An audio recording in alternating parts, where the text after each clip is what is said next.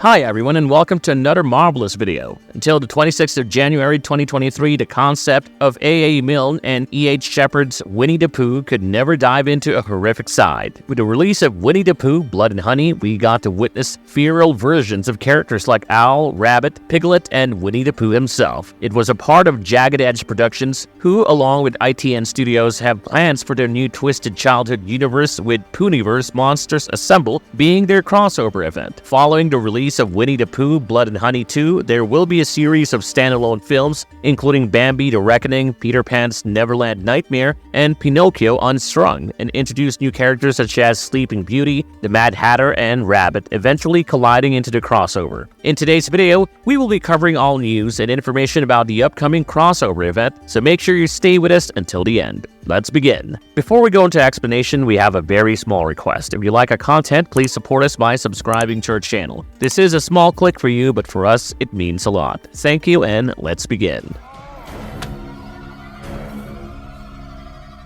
Pooniverse Monsters Assemble, the story so far. Released on the 26th of January 2023, Winnie the Pooh, Blood and Honey was the first installment of the Pooniverse storyline. The story showcased how years ago, a young boy, Christopher Robin, met and befriended a group of anthropomorphic creatures, namely Owl, Piglet, Eeyore, Rabbit, and Winnie the Pooh. They remained in 100 Acre Woods, while Christopher brought them food every day. As days passed, the bond of friendship grew stronger, and the anthropomorphic depended heavily on Christopher for food. However, the good old days came to an end when Christopher had to leave for college. Winnie and his friends kept waiting for him for food and eventually went starving. When winter arrived, things got worse. After a long starvation, Winnie and his friends had no choice but to devour Eeyore for survival. This left a deep trauma in them, and they promised to keep silent and return to their feral instincts. Many years later, Christopher returned with his fiancée Mary to 100 Acre Wood. He wanted to show his anthropomorphic friends to Mary, who believed all of it to be his imagination. However, things turned sour for the two of them as Winnie and Piglet attacked them, killed Mary, and imprisoned Christopher. Sometime later, 6 university students, Maria, Jessica, Alice, Zoe, Lara, and Tina, arrived to stay in a cabin in the 100 Acre Woods. The idea was to detach themselves from the busy world and heal, for which they all separated themselves from their cell phones. Tina arrived late and could not reach her friends via call, for which she was soon lost in the woods. Tina was the first among them to die a brutal death at the hands of Winnie. Soon, Winnie and Piglet located the cabin and attacked the rest of the girls, killing them one by one. The last of the survivors found a wounded and restrained Christopher, whom they freed. In the final minutes of the movie, Christopher can be seen begging Winnie to stop his terror, which all goes in vain, saying, "You left." Winnie kept stabbing Maria relentlessly before the movie ended. As fans kept pondering what would come next, the suspense was finally broken with the release of Winnie the Pooh, Blood and Honey Part 2 on the 26th of March. The story continues with Christopher escaping from the 100 Acre Woods and returning to his hometown Ashdown to seek help. The news spread like wildfire, and since most could not believe about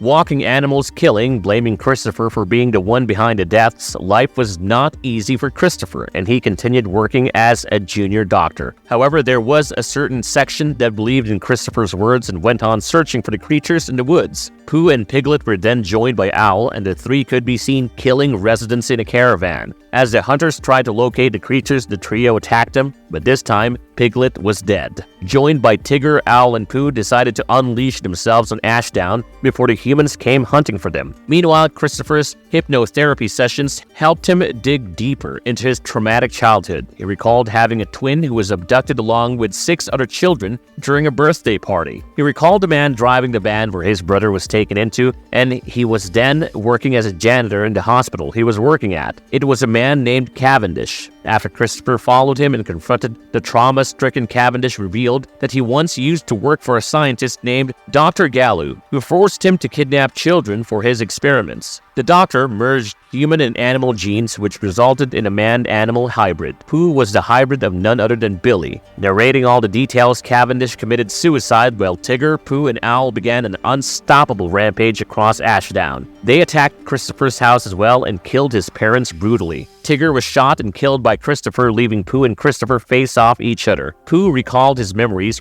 when Christopher called him by his name Billy, but it was too late as he overcame with rage and was about to kill Christopher for abandoning them. Lexi saved Christopher, but Pooh was about to brush her face with a chainsaw before Christopher struck him in the middle of his head with an axe, killing him. Following all this, all charges on Christopher were taken down, but Ashdown is far from being safe. Owl had survived, and after recovering the corpses of Tigger, Pooh, and Piglet, he promised to find a way to revive them with the help of Rabbit, Kanga, and Roo.